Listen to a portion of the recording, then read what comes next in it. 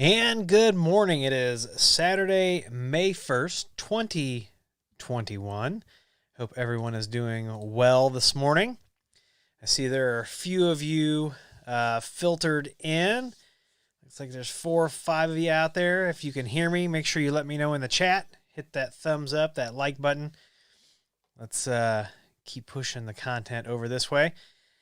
As soon as I see Joe or Bob, or Joe Bob, Bob Joe, thinking about throwing a moderator on to take care of the crazy in the comments.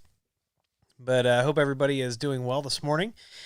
And it looks like we are live, but no one's given me any indication whether they can actually hear me. So right now I am kind of flying blind.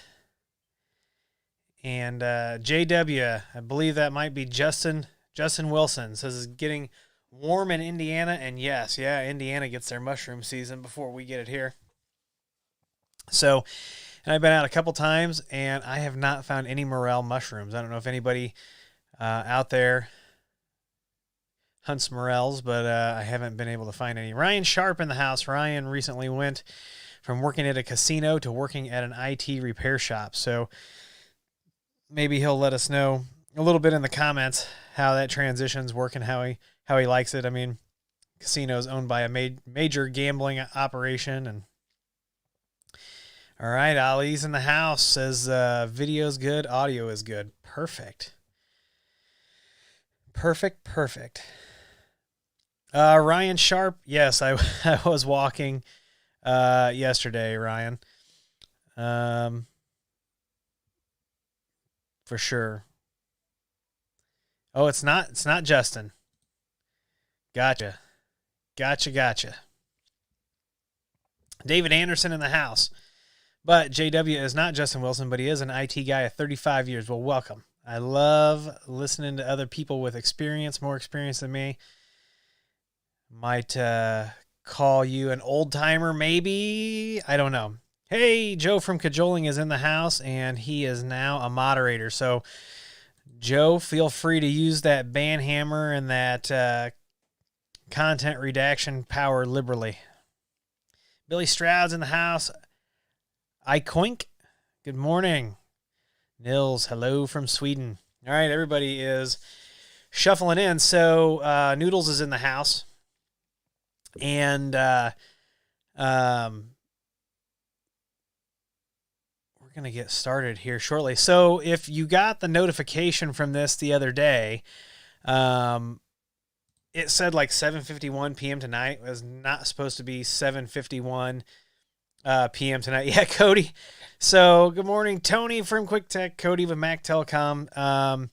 Yeah, so I was talking to Joe the other night, and I scheduled this. As you notice, I didn't get a video out this week. Life gets busy. And sometimes, you got to prioritize things, and sometimes the videos are not the priority of the week, but we are going to be getting back to those. I'll have some time tomorrow, and I've got one that I'm really super excited about filming. So let's see. Yeah, so that's my slip. I know I selected 8:30 a.m. on the stream, and somehow it got to be 7:51 p.m., which is such a weird time. JW says, I built my first Ubiquiti network here at home recently. Well, congratulations on that. So we're going to switch over to looking at my secondary screen. And what we're going to talk about, you'll notice that I asked in the title of the Saturday, May 1, 2021, how big is the internet? So a few years ago when I started doing information security training, I changed it. I had an epiphany, so to speak, about the training and how you should interact with people. And there's a lot of other people that could probably stand to have the same type of epiphany and start working on these kinds of things. Hey, Dave Robertson. So the one thing that I do have is like people don't really realize how big the the internet is, right? So what this shows us, this is a company, Local IQ, and this is not the company where I usually use the graphic from. There's another one that's on Twitter, and they put together it's called What Happens in an Internet Minute. So obviously these folks can't use that, so they changed it every minute of the day. And so if we just look at some of these things, people really don't realize how big the internet is. And we, on this channel, we are just an eensy beensy tiny sliver, but we're an important sliver because infrastructure runs everything and security runs everything. And if you've got security should run everything, but we know in real life that's not how it works. But an internet minute, there's a lot that happens. I'm going to read most of these. Now, the one that I really like that's not on here, and obviously I don't use it, but when I'm doing the presentation, I usually like the graphic that has how many Tinder swipes there are in a minute, because you can like watch the crowd and you can see who has Tinder on their phone. You can just watch their facial expressions when you talk about that, and they're like, they do one of these to see. It's amazing. It's beautiful. You should try it if you're doing training, but don't ever call the users out. Don't embarrass users. You want to engage users. You do not want to embarrass them. You don't want to shame them. So you should never call anybody directly out for that. So over here on this graphic, this is every 60 seconds, every 1 minute on the internet, there is 97.2 thousand hours of content consumed on Netflix.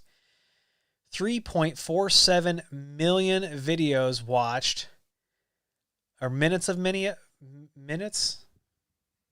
watched. I'm not sure what the double M is, but I'm going to take that as millions. 3.47 million videos watched on YouTube. 4,000 people reading Yelp reviews, but we all know Yelp reviews are kind of trash anyway because you can pay to have Yelp reviews taken down. I mean, for Yelp, that's a great business model, but for the rest of us who are looking for real information, use TripAdvisor instead of Yelp, because TripAdvisor, at least the last time we dealt with TripAdvisor, they didn't allow you to pay to take down bad comments.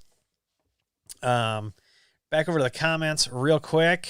Morning, Richard. Good morning, Gibby. Jeremy in the house. Good morning.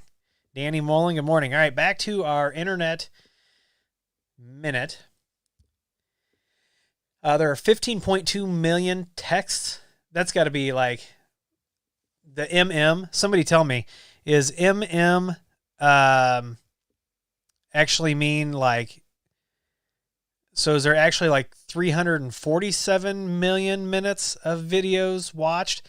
So does that mean, yeah, so I'm reading the numbers wrong. I'm interpreting it wrong. So MM must mean millions of minutes. So you have to do some conversion there, is what I'm thinking now. Because there's way more than 15.2 million. So it must be 152 million text messages sent every minute, which would make 2 billion emails sent every minute. Maybe these numbers are wrong. Maybe I'm now interpreting it wrong. Maybe I don't like this graphic as much as I do the other one at the moment. But I would believe that LinkedIn only has 7,000 active users in a minute. I would believe that. And then I believe that there's only about 350,000 tweets sent because Twitter's going as much as we don't want it to. Yeah, so YouTube did screw up the reminder time, Ressie. All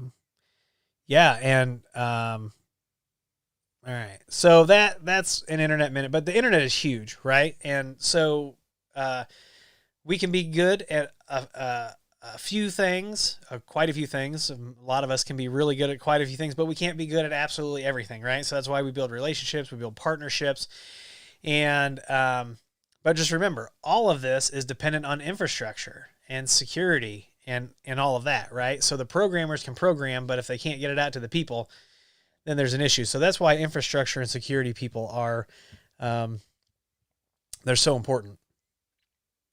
I'm going to close this. I just popped Network World up here because I thought, it's a good read occasionally. But the other thing that I want to talk about, I'm going to be doing a video on this, but the Grandstream GWN 7630 APs, if you haven't used them, we use them a lot. And every time we install these Grandstream APs, what people say is, my internet, it's never been this good. It's never been this fast. And sometimes, you know, internet, Wi-Fi, it's used interchangeably. And so I've got a system up and going. I'm zooming in so that you can all see it. And I've got a couple access points running. Got the master, and then I'm gonna put the rest of my Grandstream APs in. I've got an outdoor AP. I've got another outdoor, one of the new ones coming, and totally switching over completely to Grandstream for the APs here. I've been having nothing but problems with Unified Dream Machine lately. Been having a lot of wireless uplink connectivity issues, and so gonna switch out completely Grandstream across the board. And I actually, if you saw my RF here, it's a mess because of how many different APs I have running for testing and things like that. So Noodles says, does Grandstream offer routers that are worth it? So the GWN 7000 is our go-to when we're building voice networks. However, I don't know the details, but I do know that they are coming out with a significant revamp of the software. And I don't know if it's going to coincide with their Wi-Fi 6 AP that's coming out, but if their Wi-Fi 6 AP is as awesome as their standard non-Wi-Fi 6 APs, we are all in for a treat. So, but that is our go-to for voice. GWN 7600 series of access points. It's between this and Cambium. It just depends on where you sit. But the GWN series of APs is absolutely awesome. And when I get my video done this week, you'll see some of this. But for those of you who have been wondering, yes, absolutely. So what I've got to do is I'm actually going to be switching out all the stuff for home, and there'll be a Synology sitting behind this for content filtering. So the Synology will not have its radios on. It will be purely in transparent bridge mode, basically doing content filtering based on MAC address of device. So what you've got with the Grandstream APs, so they do have switches on the way. Of course, this chip shortage has really messed with everybody, not just Grandstream, but they are coming out with switches. Of course, they've got the router, they've got the APs. So if I had to guess, I would say yes, we're going to have a single pane of glass at some point. We're going to talk about all that in the access point video, so you'll have to keep your eyes peeled for that. I've got everything written down. I wanted to try something new for that video instead of it just being totally me just off the cuff. I wanted to cover some very specific things. So if the next video seems a little bumpy, a little awkward, it might be because it's just going to be a little bit different style, just trying it out. So we'll see. If it goes over like a Led Zeppelin, I won't do another one. I'll go back to the freestyle type videos. But all right, real quick, let's go over to the comments. Hey, Australia's in the house. Let's see. Yeah, the 7630s are go-to APs right now. For sure. Have I run Grandstream 7605s using a Ubiquiti power adapter? Local sellers can't tell me if that thing is 802.3 AF AT. So all of the Grandstream access points are standard PoE, so the AF AT. But you are wanting to know if the Ubiquiti power adapter. So when you look at the, let's see here. Let's go to the Ubiquiti store and let's go to accessories. Let's do this together. All right, PoE injectors. So when you look at the PoE injectors, look at the Ubiquiti site, because if you've got the it should tell you if you can find the model, right? So this PoE injector is 802.3 AF, and it's $8. Here is the PoE injector that's 48 volts, 24 watts. So that is that passive? I can see where you're saying this is getting confusing. There's the nano switch, which is 100% passive. You feed a passive into it, and then it regenerates it on 3 ports. I've got a video for that. Here's an air fiber PoE injector that's 50 volts, 60 watts. Here's another PoE injector. So you need to look at it and see. I would be prone to say that the 24 and 48 volt are probably passive PoE. And if Ubiquiti is not telling you that it's not, like if they're saying PoE injector is 802.3F. Now, 48 volts, technically, you could power a device that's AF-AT, I do believe. But there's all kinds of other manufacturers of power injectors. Let's see. This one is PoE injector, 48 volts, 24 watts. See, so they don't tell you. Let's see, product specs. 48 volts, got gigabit. So it'll do 2 pair.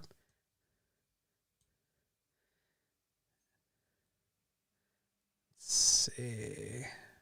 But you'll notice they don't necessarily tell you that it's passive, but I would have to believe that you could. I'm trying to think if we've tried that.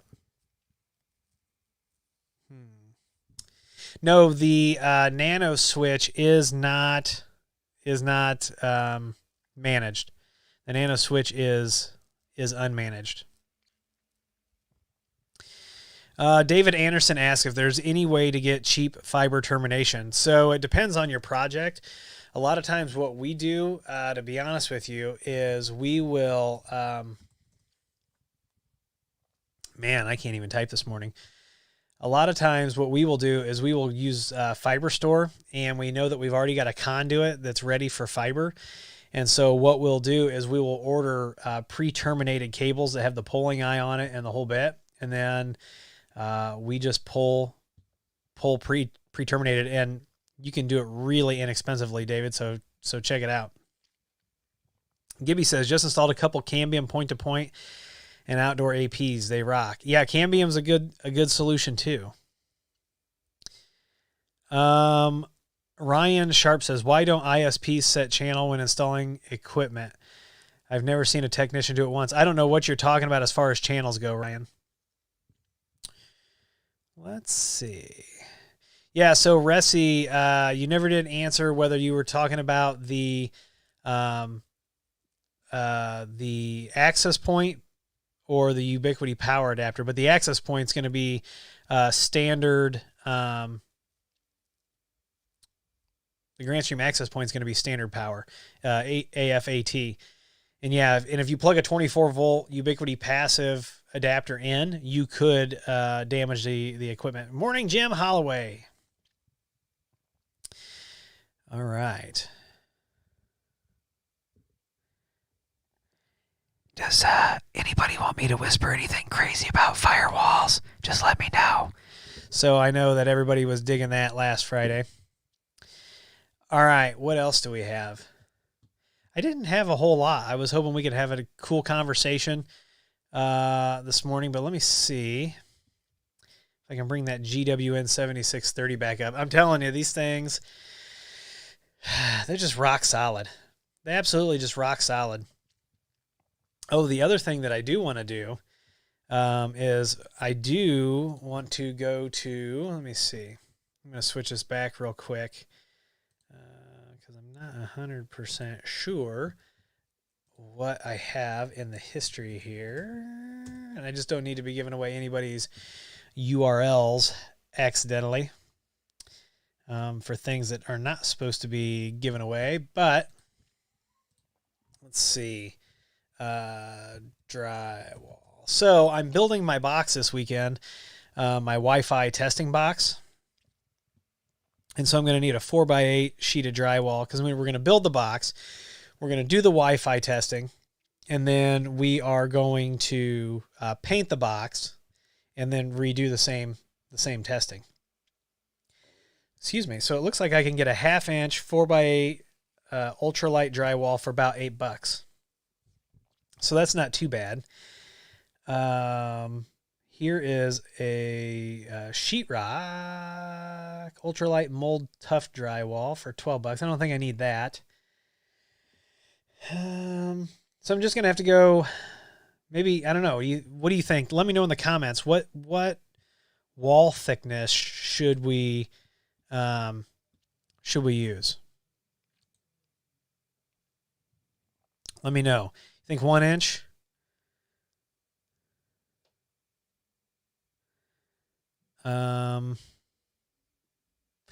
Joe wants the ASMR.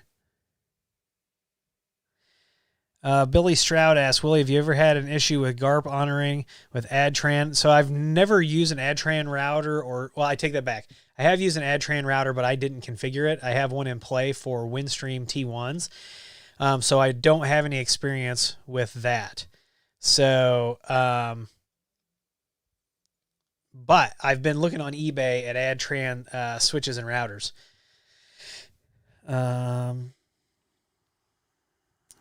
Willie, on your video for the 7630, can you explain the RRM and the radio selection? Yeah, Gibby, shoot that over to me in an email so I don't forget to go over that. It wasn't in my things to discuss, but I definitely can do that. So Ressi says 1/2 inch is plenty strong. So probably, yeah, that's what I was thinking. I mean, it's not that the $2 bothers me. But I mean, I think, and I'll probably have to do like wooden framing to keep everything together. So well, I guess that's another question then. Should I,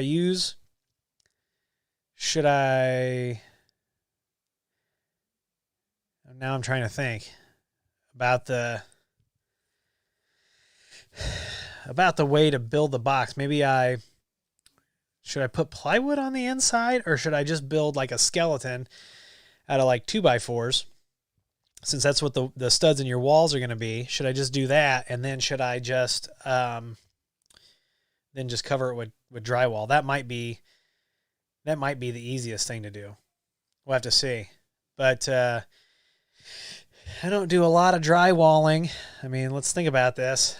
I don't know if you ever saw the video several years ago when I first got my first action cam, my wife and I painting and patching. When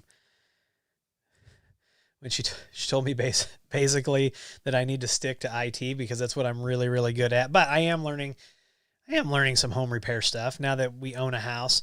It's good to know how to do some of that stuff. So I watch YouTube videos just like people watch my YouTube videos for technical stuff. I watch other people's YouTube videos for that home repair stuff. But recently we had an issue. All right, here's my first world problem of the week. We had an issue with the dishwasher leaking. And so I start looking it up, and there's like 6 different things one website says it can be. There's like 5 things another one. And I was like, you know what? At this point, we've got so much going on with the kids and work and consulting and everything. Like, I'm just gonna wash the dishes by hand for a little while, and we'll get somebody out here. So they were out here yesterday and gave us the unfortunate news that the dishwasher needs to be replaced, but told us not to buy one right away if we can wash dishes by hand. So these hands are going to be getting dishpan hands, I guess, for the next few weeks until Memorial Day, and that places like Home Depot, Lowe's should have really good sales on dishwashers, and this company is actually the company they hire to come install it. So, all right. Yeah, so Gibby, I'm just trying to make this thing quick and kind of knock it out. You know what, Tony? That's not too bad. You know what? Let's see if Home Depot has everything that I need real quick. And the price of wood, hell, it may be cheaper to put metal studs in this thing than to do wood. Metal studs. Would help if I could spell. All right, so let's see what we've got in stock at store today. So they've got this Pro Stud 3 5/8 by 8 foot 25 steel wall framing stud. So now I'm really out of my depth on this. So Tony, I'm going to be hitting you up so that so you can let me know how I put all this together. I guess I could watch a YouTube video, but you suggested the metal studs. So I'm gonna have you help me with that, if you will. Jeremy says build it as 2 halves and put hinges on it. So what I was kind of thinking was a box that, if you've ever seen boxes like that they trap like zoo animals in, so it's got a thing that like slides up. I was thinking about that so I could just slide the AP in and then shut the door around the cable, because the box will be grounded too. Let's see. Dave Robertson says, please explain what you're doing with the box. So what we're doing with the box is I have about a dozen manufacturers' access points. And what we're going to do with the box is, first we're going to build just a regular drywall box. It's going to be representative of a room of your house, a room of a building. We're going to benchmark a bunch of APs and what the signal strength is. And then if you haven't been with us when I've showed it off, I have a quart of RF blocking paint. And so we are going to paint and ground the box, and then we're going to repeat the same tests. So I worked with the company. They let me know kind of like how to get the best results. So I'll put that in the video, but I'm pretty excited now that it's warm enough to start getting this kind of stuff done. Yeah, and I'm not 100% sure that this is going to look good, but it's going to be a box that at first lets lots of RF out, and then it's going to be a box that doesn't let RF out. So, you know, yeah. And Joe reminds me to please be safe and don't cut my fingers off during this project. You need them for your career. Well, actually, if I use Dragon Dictate, I could probably, but then I'd have to talk a lot more. And this live stream is the most that I talk continuously in an entire week. So it looks like I could do metal studs. Let's see what a 2x4x8 is going for these days. So 2x4x96. So that's not too bad. 7 1/4. There's a 2x4x8 kiln dried, whitewood, pressure treated. So it's going to be a fun one, I think. And then we got to repair the floor. Got to repair the floor in our shed so we can get our mower in there. Yeah, so we're basically building a Faraday shield. Yeah, so this paint, when you do it correctly, you will block like 99.9% of all RF when it's done correctly. And I didn't necessarily need to find a USG, so my whole point with that video about the USGs, my whole point with that video is Ubiquiti is basically hiding these, right? You have to search for them, so they're not out there. When they replied to my tweet, my media contact, he reached out to me and he said, hey, I want to let you know, hey, you can reach out to me with these questions. And so I asked him point blank, are the USGs end of life? And he never answered me. And I did, Unify Protect is getting a little bit more mature, so we're going to go back and look at that. But the only G4 camera that I have is the doorbell. So I did ask if he could send me another camera that works with the system. And I haven't heard anything back because I'm not going to spend my own money on it at this point, because I still have a boatload of Unify video gear that I spent a lot of money on that's just going to be hanging out, not doing much. But anyway, I have this USG. This is mine. I bought this one myself. and I've had it. So we're going to use that in the video. So we're going to end up with a couple different videos out of me asking everyone what UniFi build you wanted to see. So, but the response on Twitter was that the Ubiquiti store is set up to present the end user with what Ubiquiti believes is the best experience. So while the USG still exists, you have to search for it. Well, I usually don't. On the Ubiquiti store, I usually don't have to search for things. And I mean, let's take another look here. Let's take another look. I need to get my Stream Deck back online. Yeah, so if I go to network, so recommended is the thing. There's no button here to show all. If we go to UniFi OS consoles, that's all you see here. Then you got switching, and then you've got the Wi-Fi. And fanboys will defend this company.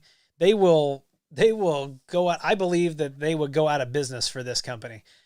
Follow it down, instead of admitting that this company can't do everything, which they can't. None of us can do everything. But I believe that the fanboys will go down in a Viking funeral for Ubiquiti, but not this fanboy. So if I come up here and I go to search and I type in USG, yes, they do show up, but they are nowhere else. Maybe they show up under accessories.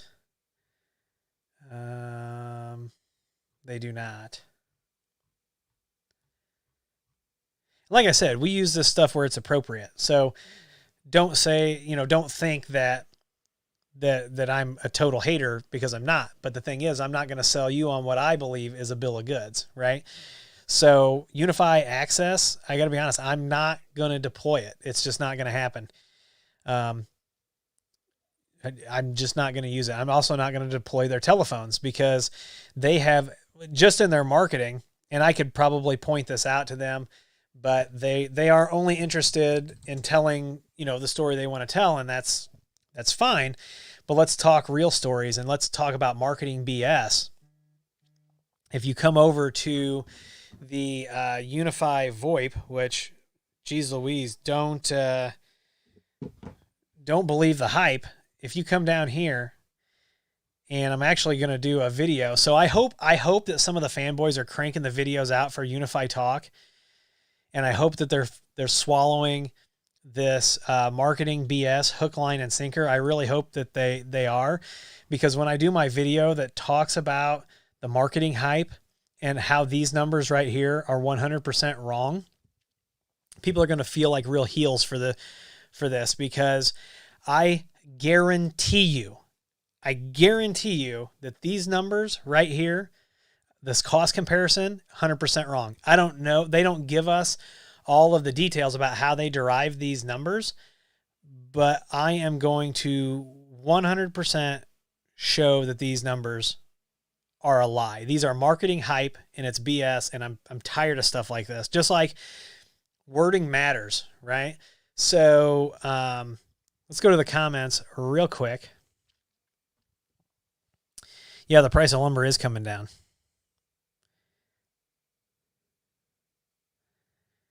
Joe, a Viking funeral is where they take the dead body and they float it on a boat, and they shoot like flaming arrows at it, and they burn the body all the way to, yeah, Tom had started answering. What's up, Unky Joe? I see your comments. See it now, but if you had one up above, I didn't see it. Yeah, so back to this. Excuse me. Yeah, this is marketing. This is marketing hype, and it's wrong, because you only get 3,000 minutes of inbound and outbound calls with each of the lines, right?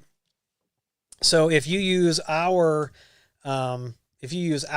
provider, let's see, it is 3,000, and I'm even going to go on the high side, 0.005. It's going to cost you $15 if you use 3,000. If you use 3,000 minutes, 3,000 minutes can be split up among several phones. And for this Ubiquiti stuff, if you look at the way they got it priced, it's $9.99 per month per line, right? So if I've got 5 phones, that's $50 plus taxes, or maybe taxes are built into that, right?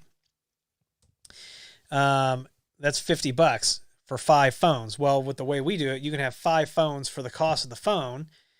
And then if a phone's not making phone calls, if a phone's not being used, it doesn't cost you squat, right? So every time we do an ROI, we show people how to save money, and paying per month per line is not the way to save money. So, and that's only 3,000 minutes within the US, Canada, Mexico, and our provider is the exact same way.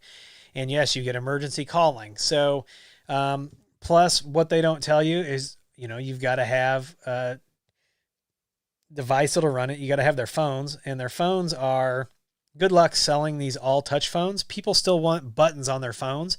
This is one thing that so many people tell. It's not just Unify, right? But so many people want the keys on the phone, and I agree with that.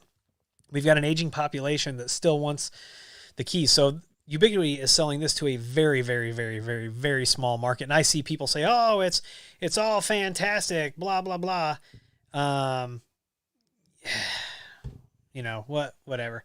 Yeah, unlimited calls to local extensions. Well, the thing is, can I buy a Grandstream phone? I was looking to see if I had one close, but you can get a 2-line Grandstream phone for like $28, right? So if I took this $29 phone, this Flex, I might just be in enough of a rant tonight to knock this video out tonight. There's other marketing things.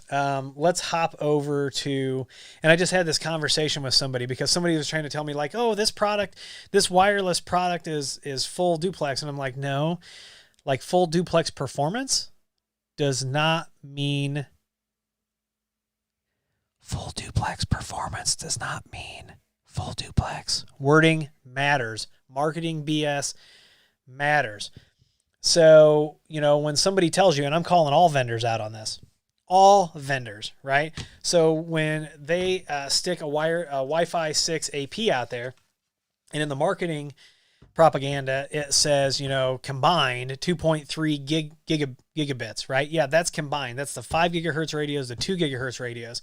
But then you slap a 1 gig port on it. Even if you could get slightly over 1 gig combined, after all of the overhead and everything, you still need more than a 1 gig port. Now, Cambium has the 2.5 gig port. So they're doing it a little bit different. Like, why would you buy an access point that is meant to be more efficient for more clients to pass more data and then handicap it with a 1 gig port? So, but over to, let's see here. Yeah, like the throughput that they're talking about on AirFiber is 2 gig throughput. Well, that doesn't mean that it's full duplex, right? So let's see if we can find some more of this. Point-to-point bridging. So, half duplex, the TDD, the FDD. So you have to watch it, right? So the AirFiber 5, right here, the AirFiber 5 is, you see how it looks like bongo drums? It actually has 2 different radios in it. And I don't know who's watching this that does wireless, but AirFiber 5, the 5, is actual full duplex. So like the radios are like pointed, because with fiber, if you've ever dealt with fiber, on one side you're on a send, on the other side you're on a receive, right? That's how you get full duplex. You're sending to one and you're receiving from the other. Well, the AirFiber 5 actually has 2 radios. That's why this thing is so big. The AirFiber 24 HD, I believe, is the same way. Let's see here. But this is full duplex. Like, we get like 750 megabits each direction. So there is a huge difference between, and so let's look at the AirFiber 5 XHD, and we'll look at this. They need like a better comparison. And then the 60LR. So let's take a look at these. And so the difference between the AirFiber 5 and the AirFiber 5U is the frequencies in which the radios communicate. The U in AirFiber 5U is the upper frequencies. And this thing is a monster. If you haven't seen it, I mean, this thing's like it's like 36 inches. And so what you get is a real big radio that, I mean, these things work and we use them and I do like them, but you got to watch you have to watch the language and you have to understand networking, right? So like on a switch, when you're looking at switching capacity and you've got a 24 port switch and they tell you you've got a 48 gig switching fabric capacity, that's because it's a full duplex connection on each port. You can send and receive at 1 gig simultaneously on each port, which gives the switch a total of 48 gigabits of switching capacity. So you have to understand switching, you have to understand how these things, but then you have to watch the language, right? So because companies will do things in their marketing language that maybe isn't so straightforward. But so like right here, it says 1.2 plus gigabits of throughput. That's not saying that you're getting 1 gig on each of those links. You're getting whatever half would take whatever your total speed is, your aggregate speed, and divide it in half, and one's your send and one is your receive.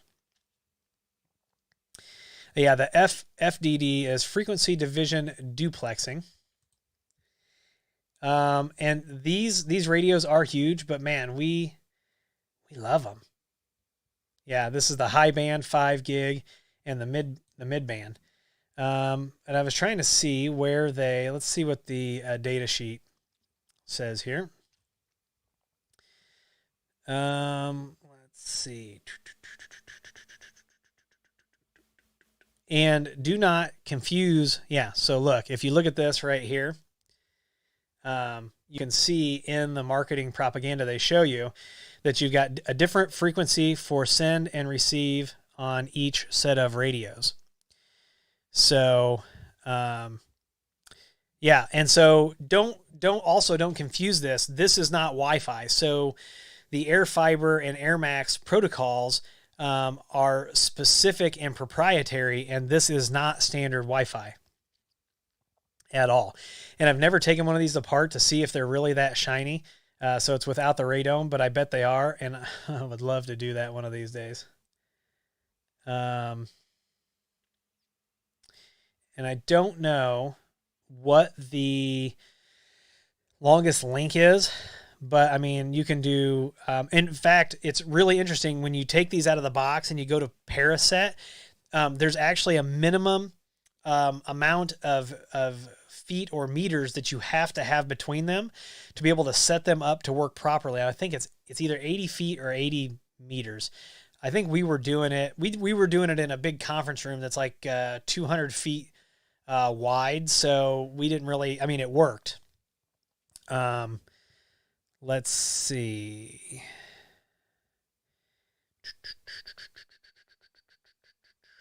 Language does matter. And I picked up on this the other day when I was looking at something. Yeah, look. So the power supply on this is 50 volt, 1.2 amp, and it's passive.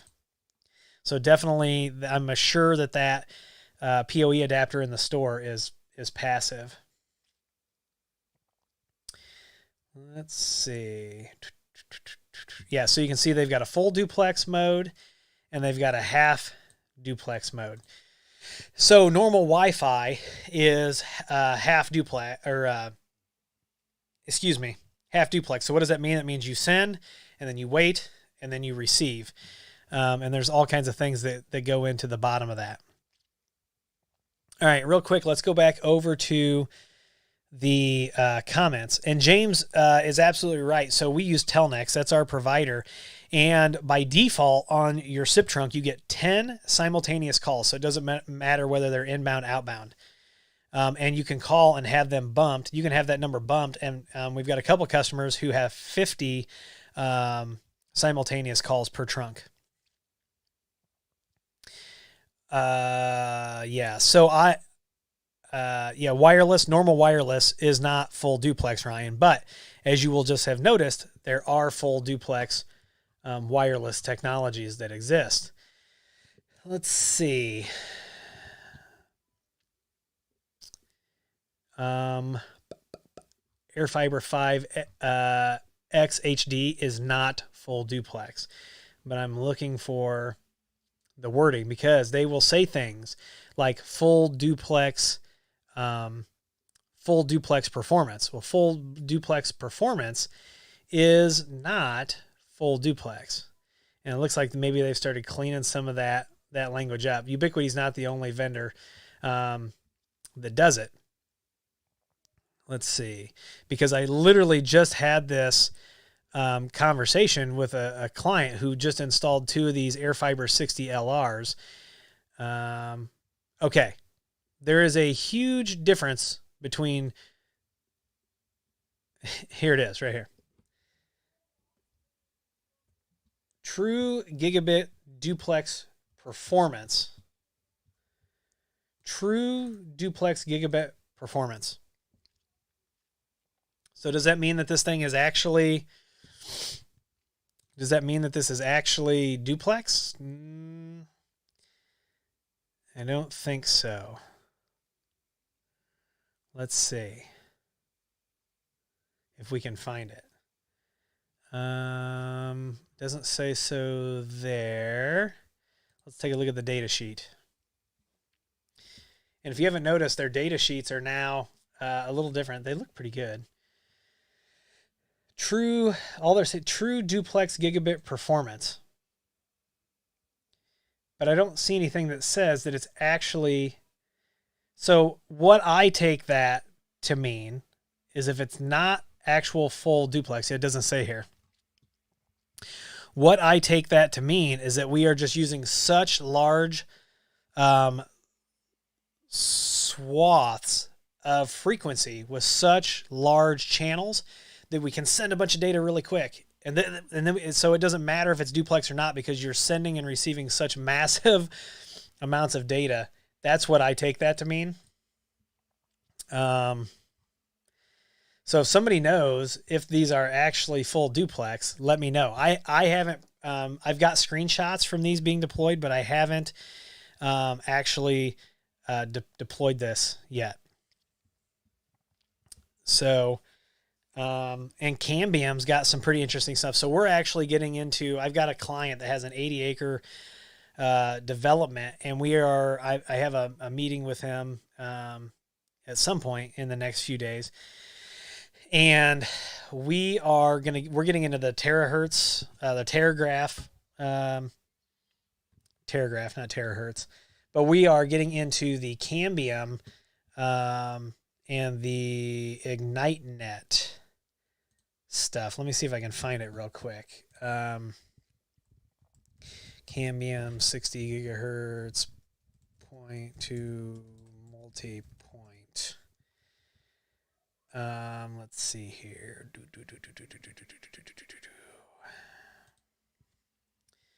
So as soon as this loads, we'll go back. So this is something that we're going to be looking at. It's got it's dual sector, 280 degrees of coverage, up to 15.2 gigabits. So that's 7.6 upload, 7.6 gigabits download with channel bonding. And it's 802.11ay technology with Terragraph certification. So this is a point to multi-point mesh setup, and we are going to be deploying this out in the California, out in like the desert. But we are looking at this and the IgniteNet, and so it's going to be interesting to see how it performs. I've not had a chance to do this, so I'm actually really excited about this because instead of, there's going to be cameras off of each node on a perimeter wall, and I think they don't want to do wiring. They're going to do a solar rig on each of the poles, and it's actually a really exciting project to be involved with. So there was a YouTuber from Australia. I don't know where he's at with his videos and stuff. I haven't seen him have a new video out, but we were actually going to do a whole series. We were going to collab together and do a whole series that just talks about marketing BS with these companies and what it means versus what it really is. And we can actually do that with so many of the companies. I'm going to bring this back up. Let me see. Let me go back to the comments real quick. It looks like some of the comments are starting to get... So GigaBeam versus Airfiber. How do you like the Airfiber 24? So the Airfiber 24 works pretty good for backhauls when you need that high cap bandwidth and it's unlicensed. But yeah, I think True Duplex is a marketing term. I think that a lot of this stuff gets made up. And yes, the Terragraph is the Facebook 60 gig stuff. So 60 gigahertz is not standard. 60 gigahertz is not licensed. So it could be an air cleaner. Yeah, the Febreze version. So, After Dark 230. What is the what are the distances that you're supposed to be getting, and is it the Cambium version? So that's good to know if you're not getting those distances. And yeah, 60 gigahertz. If you watched a video that I did where when we lived at our old house, I tried to hook the garage and the house, which were like, 40 feet apart. I tried to do it with the MikroTik wireless wire. And unbeknownst to me, under the siding of the garage, there was a layer of copper sheeting, and it legit just completely killed the 60 gigahertz spectrum. Just and we've done enough testing with 60 gigahertz. We know what we can and can't push it through. And that totally killed it. So I had to fail over to the 5 gigahertz stuff, and it worked okay, but it's not what I wanted. But you know what they say, wishing one. And all right, so here's the Ubiquiti stuff, and here is the U6 Lite. 1.5 gigabit aggregate radio rate, right? So if you can aggregate, and let's say then you take off, so let's say you take off a half a gig, right? That leaves you at a gig. So maybe you would only need a gig port. But what they need to do is they need to advertise these things appropriately. Because check this out. This is not just them, right? An aggregate radio rate of up to 3 gigahertz with 5 gigahertz and 2.4. So if this access point is capable of over the air aggregating 3 gigs of traffic at a time, and you're going to pipe it out over a 1 gig port. So even if you said, I'm going to be able to sustain 1.5 gigs of transfer. Okay, so now you've still limited the output of this. And the best thing about these APs, in my opinion, is that you can change the LED color, right? So I'm going to benchmark them. I'm going to test them. My tests are going to be different than the other tests that you're seeing done out on the YouTube. But okay, why do we care that we've got 3 gigahertz if I've got a 1 gig port? It doesn't make any sense, but it's something that people go, like it, come on. And some of the bigger APs, have, I think this guy, this Base Station XG has a 10 gig port. Let's see. It doesn't give us a whole lot of information. But I think if you're reading between the lines and you're looking at this comparison, so this is like, I think what Ubiquiti is like an escape room. Since they're not giving us any clear direction on anything, we have to look at their site and interpret it the best that we can. So welcome to the Ubiquiti escape room, and what access points are going to be escaping for this quarter as access points that we know are going to be supported. That's what I'm calling this little segment right now. And why am I doing that? Because it's pure speculation with no roadmap from Ubiquiti.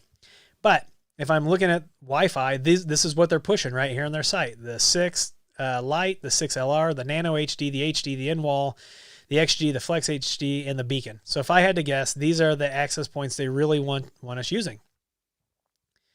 Why? Because these are what the defaults are. And on some of the pages, there's a thing where you can compare all, like with the edge routers, and you can't do that here. So that's my speculation, is that this is the Ubiquiti escape room. So details matter, wording matters. They know that. Their marketing department knows it. So we just have to try to, I'm not down on them, right? They make products that work. I'm not specifically picking on Ubiquiti because there's a lot of manufacturers that do this exact same thing. In fact, just to show you that I'm not just down on Ubiquiti. I'm not really down on Ubiquiti. I'm going to pull up the Wi-Fi access points from Grandstream. So here we are on Grandstream's page. Here's the GWN 7630. They do the exact same thing. Let me zoom in. They do the exact same thing. 2.33 gigabits wireless throughput and 2 gigabit wireline ports. So I'm a Grandstream certified professional on their networking stuff. And so they've made some changes to the second port, and you're going to see that. So now the second port can be an access port specific to a VLAN, or it can continue to be a trunk. Well, what I need to be able to do is if I can do over a gig aggregate, legit gig aggregate over the Wi-Fi, let me do LACP on those ports. So I'm pushing them for that. But you can see that all the manufacturers are doing this, right? It's marketing. It's marketing. It's not just Ubiquiti. It's every company. So somebody name a company in the comments, and we'll look theirs up. So somebody give me a company, and we'll look at their marketing stuff too. Yeah, clear line of sight on 60 gigahertz is very, very, very important. And it is, and the beam width is much tighter on it. So, let's see, Metrolink 160. So I think the Metrolink, is that IgniteNet, Tom? I can't remember, but we'll look at that. After Dark says, I have 4 of the AirFiber 60LR deployed as backhauls for my pops, and I like them. They perform great, except in freezing fog. Other than that, rock solid during snowstorms. That's good. I've heard that the LR does have much more punch for that kind of thing. It'll be so he says that the AirFiber 60LR is full duplex. So After Dark, does that mean that the standard AirFiber 60 is not duplex, but that the LR is duplex? Riddle me that, please, After Dark. And Gibby says Ubiquiti does work when you don't update them. Ali says, just like the MikroTik HAP AC Lite, which only has 100 meg Ethernet. So Ruckus and Aruba. Okay, so let me pull up Aruba Instant on access points. So let's see if we can get the Aruba. Okay, Aruba Instant on access points.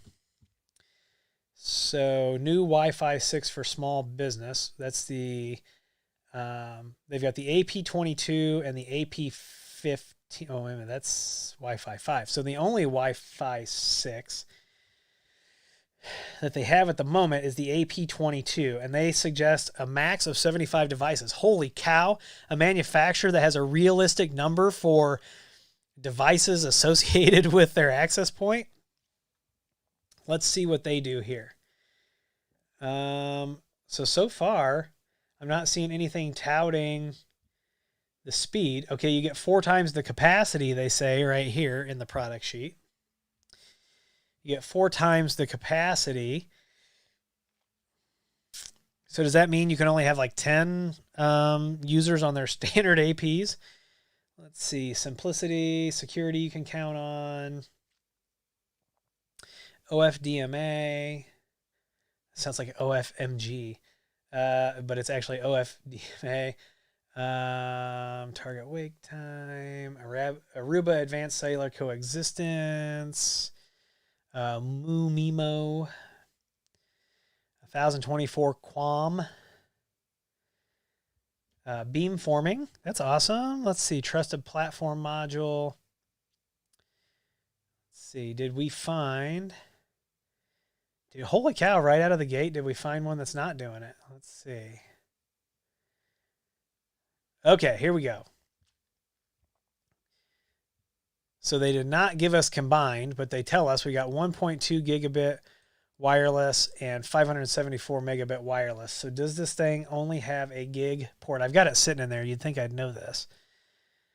1-year warranty. Yeah, so it's single gigabit. So, but there's also a difference between wireless data rate and throughput. So that's more things that you have to understand. So good job to Aruba on not going crazy with the marketing. All right, who else did we have over in the comments? Ruckus APs. All right, let's see here. Let's switch this view back. Ruckus access, Ruckus Wi-Fi 6 AP. I heard that they're going to have a Wi-Fi 6E pretty soon. All right, so let's swap back over. So here is the Ruckus R650 indoor Wi-Fi 6 802.11ax AP. It's 4x4x4. 2.5 gig backhaul, 6 spatial streams. So when they say backhaul, does that mean the wired port, or does that mean that they've got some fancy stuff going on with mesh? Peak data rates of up to 2,974 megabits, and efficiently manages up to 512 client connections. So it's a 2.5 gig wired. I'm gonna have to see if I can get my hands on one of these unchained. I'll probably buy this one out of my own pocket, but they again, they do tell you can get, peak data rates of up to 2.9 gigabits per second, but at least they do have a 2.5 gigabit port. So they're doing the same thing. But you just have to, that's why it's important to read these things and to not just roll with what the manufacturer always says, right? So, yeah, Metrolink,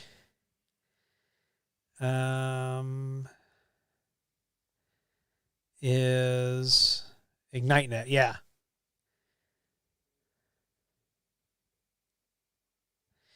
David Grishko, we're probably going to have to agree to disagree that the $99 UniFi 6 lights are the best bang for the buck. We'll have to agree to disagree on that. After Dark says we had an Airfiber 60, but replaced it with the LR because we needed a bit more punch. We saw the same performance with both the AF60 and LR. That's interesting. Newsfan77 says Willie Howe been asked to install network and Wi-Fi in 2,700 square foot single story new construction. Not sure what to go with. Ubiquiti, Aruba, TP-Link. Well, it depends how you're going to be managing it. If you're going to hand it off to another company.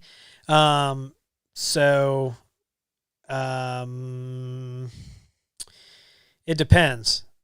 The TP-Link stuff is not bad, but 2,700 square feet house, depending on the construction, you're going to have to do a little bit of planning, especially single floor. I'd probably go like a third of the way in and just try to cover it with 2, but I'd have it wired for more, just in case. Dave Robertson says, David, Grandstream should have Wi-Fi 6 out by then. Yeah, they definitely should. Let me see if I can find. So the Grandstream, so the model number is out there. The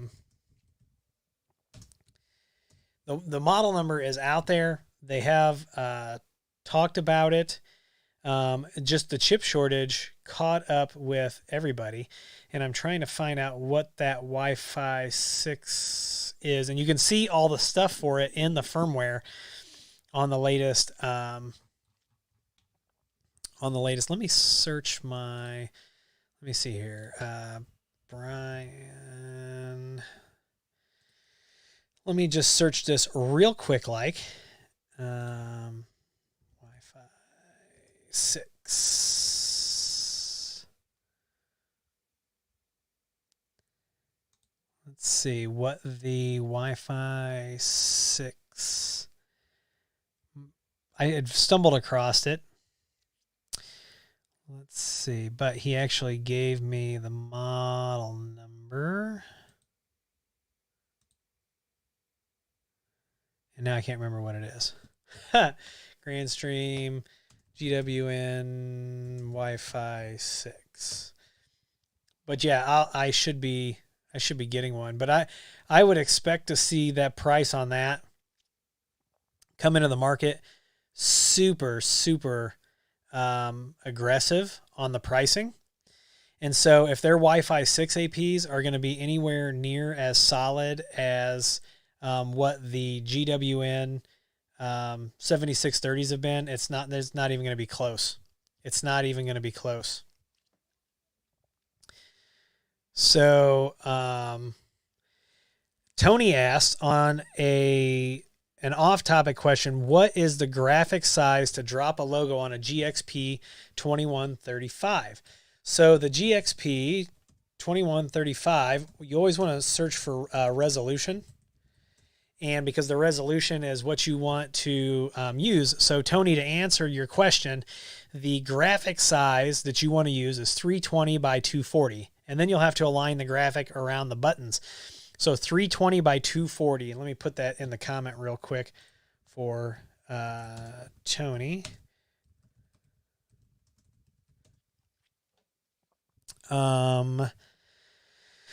Noodles says, do you guys think switching to Wi-Fi 6 now is worth it since 6E is basically just around the corner? So I'm not switching to Wi-Fi 6, and a lot of people aren't going to switch to 6E either, right? It's going to take a lot more push. Businesses are not just going to install thousands of new dollars of access points without actually needing it.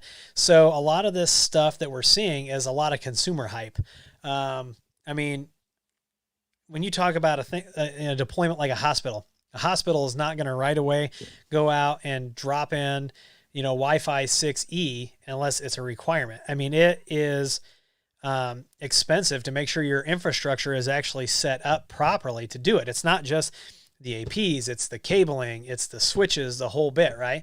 What good is being able to push 2.5 gig to an AP if the cabling's okay, but the switches aren't? So there's a lot that goes into it. So, even on new installations, we're not out of the gate recommending Wi-Fi 6 APs. It's ridiculous. And there's a whole lot of other things that go into that consideration. Morning, Clarence Christensen. So we're still not deploying Wi-Fi 6 or Wi-Fi 6E en masse because it's not needed in a lot of places. Life after the Whole 30 is difficult. So yes, Ciclu's got some high-end licensed stuff. That's what After Dark 230 is talking about.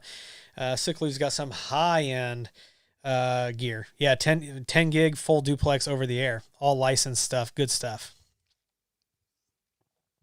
And that's the thing, right? So we only actually own 2 Wi-Fi 6 devices. That's my MacBook Pro and my wife's Samsung phone. So we're just, if somebody is trying to get you to switch to Wi-Fi 6 or Wi-Fi 6E right now, there's a reason. They're trying to make a boatload of money off you. And there's no reason at the moment.